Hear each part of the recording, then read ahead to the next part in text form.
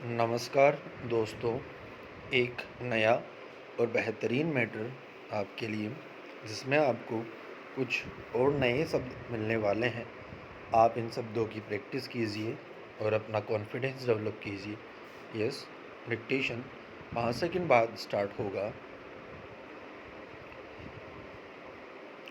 Yes, start. यह बात तो पिछले कुछ समय से कही जा रही है कि हमारे चुनावी विमर्श से पर्यावरण के मसले गायब है। इसका विश्लेषण करने वाले मानते हैं कि पर्यावरण के मसले लोगों के लिए तुरंत लाभ या हानि के मुद्दे नहीं है, इसलिए इन बातों पर वोट नहीं देते। लेकिन स्टैनफोर्ड विश्वविद्यालय के दो अध्येताओं ने पर्यावरण बदलाव के अर्थव्यवस्था पर प्रभाव का जो अध्ययन किया है, वह बताता है कि लोगों को इसका नुकसान न सिर्फ अभी हो रहा है, बल्कि काफ़ी कुछ पहले ही हो चुका है। हालांकि भूगोल से जुड़ा इसका गणित थोड़ा कठिन है, लेकिन अगर हम सिर्फ भारत के संदर्भ में इसके नतीजे देखें तो यह अध्ययन बताता है कि अगर ग्लोबल वार्मिंग न हो रही होती तो भारत इस समय 30% अधिक अमीर होता। यह हालत तब है जब औद्योगिक क्रांति से अब तक दुनिया का औसत तापमान सिर्फ 1 डिग्री सेंटीग्रेड ही बढ़ा है, जबकि आशंका यह है कि आने वाले समय में यह और तेजी से बढ़ेगा।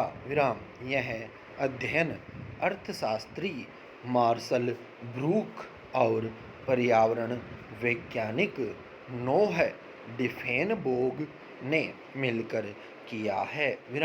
उन्होंने 20 मॉडल बनाकर 1960 से पर्यावरण और अर्थव्यवस्थाओं के इतिहास से यह जानने की कोशिश की है कि पर्यावरण बदलाव का किन देशों पर क्या असर पड़ रहा है और आगे आने वाले समय में क्या असर पड़ सकता है। पैरा ऐसा भी नहीं है कि पर्यावरण बदलाव से सभी देशों को भारी नुकसान हो रहा है। अध्ययन में पाया गया कि नॉर्वे जैसे देशों को इसका फायदा भी हुआ है। यह भी पाया गया कि पिछली आधी सदी में जिस साल गर्मी ज़्यादा पड़ी, अमीर देशों की अर्थव्यवस्था आगे बढ़ी, जबकि गरीब देशों की अर्थव्यवस्था पर बुरा असर दिखा। हालांकि इसका कारण शोधकर्ताओं ने यह माना है कि जो देश विषुवत रेखा के आसपास है, वहाँ तापमान के थोड़े से बदलाव का भी असर बहुत बड़ा पड़ता है।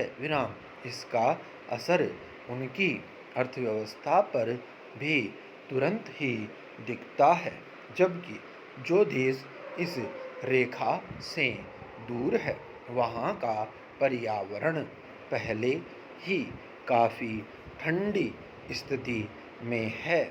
वहाँ तापमान के बढ़ने का असर अर्थव्यवस्था को मजबूती की ओर ले जाता है। अध्ययन में यह नतीजा भी निकाला गया है कि गरीब देशों और अमीर देशों के प्रति व्यक्ति आय में अभी जो अंतर 25% है, अगर ग्लोबल वार्मिंग न होती तो यह अंतर शायद इससे कहीं ज़्यादा होता। विराम। एक और चीज़ यह भी बताई गई है कि अमीर देशों ने पिछले 50 साल में कार्बन उत्सर्जन कम करके अपने पर्यावरण को संभालने की कोशिश की है, जबकि विकासशील देशों में चीज़ें उल्टी दिशा में बढ़ी है। विराम। स्टॉप।